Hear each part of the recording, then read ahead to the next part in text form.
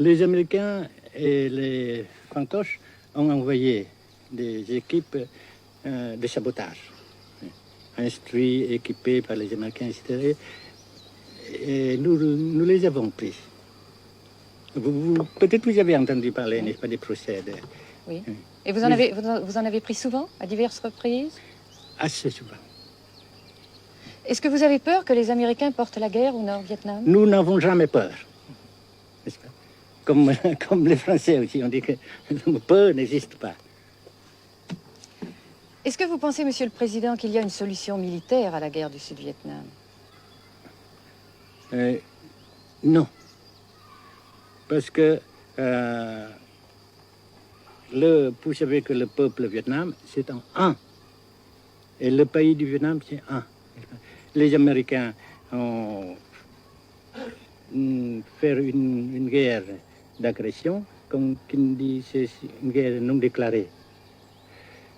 Et, comme vous savez aussi, vous avez pu lire dans la presse, n'est-ce pas, mondiale, que plus la guerre prolonge, plus les Américains et leurs valets, n'est-ce pas, comment dire ça,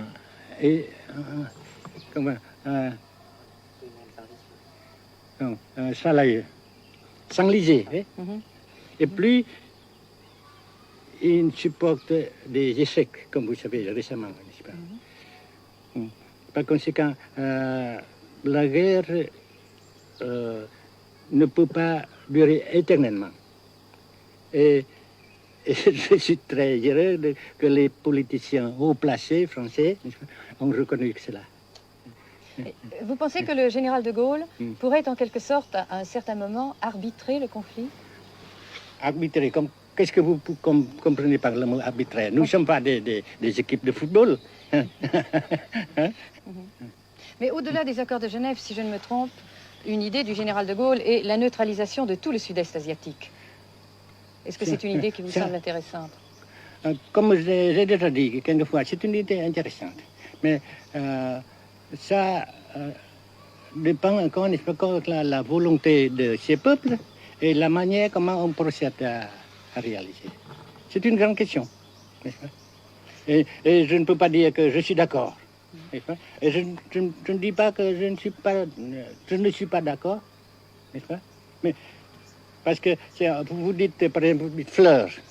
Fleurs, il y a beaucoup de sortes de fleurs. Il y a des roses, des blanches, des rouges, etc. Et il y a qui sont bons et d'autres qui ne sont pas bons. Mais on dit fleurs. Monsieur le Président, nous avons constaté avec chagrin qu'au cours de notre voyage au Nord-Vietnam, que l'influence française était devenue à peu près inexistante dans votre pays. Les moins de 25 ans ne comprennent plus du tout le français. Et je me demande si, à votre idée, des rapports peuvent se rétablir tels que la France continue à jouer une sorte de rôle culturel ici. Avec la France surtout et avec tous les autres pays. Nous voulons avoir une coopération amicale, culturelle, économique, etc. Mais je suis sûr que vous ne voulez pas avoir, n'est-ce pas, que la France ait l'influence qu'elle avait avant. C'est une autre chose. Naturellement, c'est une autre époque. Mais coopération culturelle, économique, qu'est-ce qu'il y a encore, sportive par exemple, oui. etc., n'est-ce pas, nous le désirons.